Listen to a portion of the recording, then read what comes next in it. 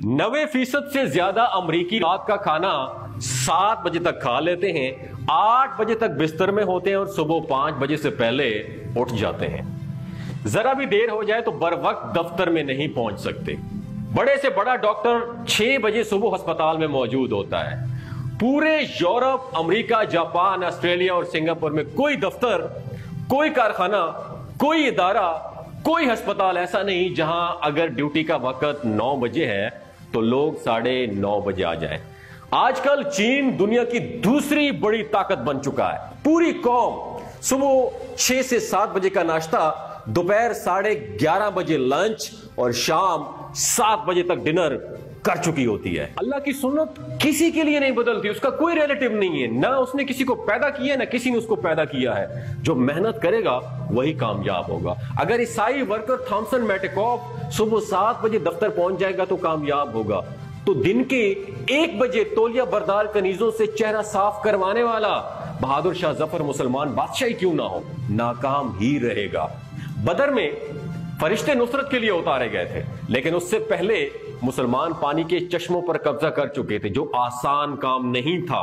और खुदा के महबूब सल्लल्लाहु अलैहि वसल्लम रात भर या तो जंगी हिकमत अमली पर गौर करते रहे या सजदे में पड़े हुए थे। हैरत है उन दानिशवरों पर जो ये कहकर कौम को मजीद बंग और अफयूम खिला रहे हैं कि पाकिस्तान 27वीं रमजान को बना था, कोई उसका बाल बीगा नहीं कर सकता। अगर सल्तनत खुदादाद पाकिस्तान अल्लाह की थी तो क्या सल्तनत खुदादाद मैसूर टीपू सुल्तान की जो सल्तनत थी, क्या वो अल्लाह की नहीं थी? जिस मुल्क के माशाअल्लाह वोटर हमारी तरह जहनी गुलाम हो, पीर गुंडे हो, मौलवी मुनाफिक हो, डॉक्टर बेईमान हो, सियासतदान और पुलिस डाकू हो, कचेरी बैठक हो, जजेस बेतबार हो, वकील बदमाश हो, जर्नेल बुजदिल हो, लिखारी खुशामदी हो, अदाकार भांड हो, टीवी चैनल पर मसखरे दानिश्वर हो, ताजिर बेईमान और सूदखोर हो, दुकानदार चोर हो, आवाम अपनी जहालत और मामूली वक्ती फायदे के लिए अपनी आइंदा नस्लों के मुस्तकबिल से लापरवाह हो।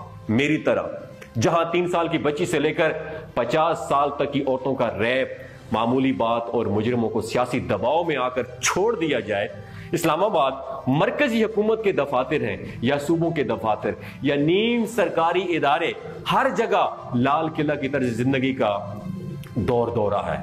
कितने वजीर, कितने सेक्रेटरी, कितने इंजीनियर, कितने डॉक्टर, कितने पुलिस ऑफिसर, कितने डीसी, कितने क्लर्क 8 बजे ड्यूटी पर मौजूद होते हैं। मेरा आप लोगों से सवाल है, जवाब दीजिए। आप पाकिस्तान के अवाम हैं, क्या इस कौम को तबाह बर्बाद होने से दुनिया की कोई ताकत बचा सकती है? नहीं बचा सकती है। जिसमें किसी को तो इसलिए मसनद पर नहीं बैठाया जा सकता कि वो दोपहर से पहले उठता ही नहीं, और कोई उस पर फख्र करता है कि वो दोपहर को उठता है लेकिन दोपहर तक रिमोट कंट्रोल खिलौनों से दिल बहलाता है, गैजेट से।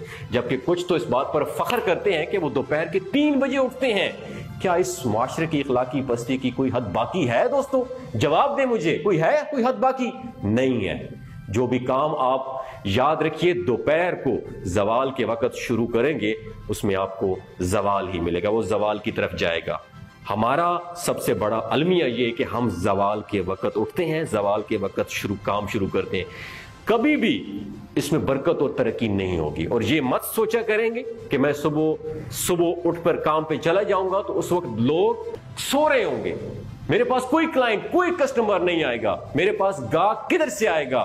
तो गाहक और रिस्क रब ताला खुद भेजता है आपके पास। वतन अजीज की बका और अपनी तरक्की की खातिर इस पब्लिक वेलफेयर मैसेज को अपने हल्का अहबाब के ग्रुप्स में जरूर फैलाएं ताकि इससे अमूमी रवैये के बारे में सबक हासिल किया जाए।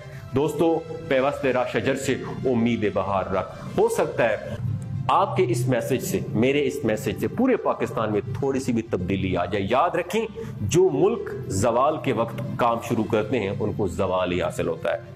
सुबह सवेरे उठें, नबी की सुन्नत को ताजा करें, वॉक किया करें और टाइम पे अपने कारोबार वाली जगह पे, अपनी जॉब वाली जगह पे पहुंच जाएं। यकीन माने पाकिस्तान तरक्की हासिल कर। आज के बाद ये सबसे बड़ी कैंपेन है कि सुबह सवेरे उठें, खुदारा सुबह सवेरे उठें और अपने मुल्क को तरक्की की राह पे गामजन करें। आपका बहुत शुक्रिया।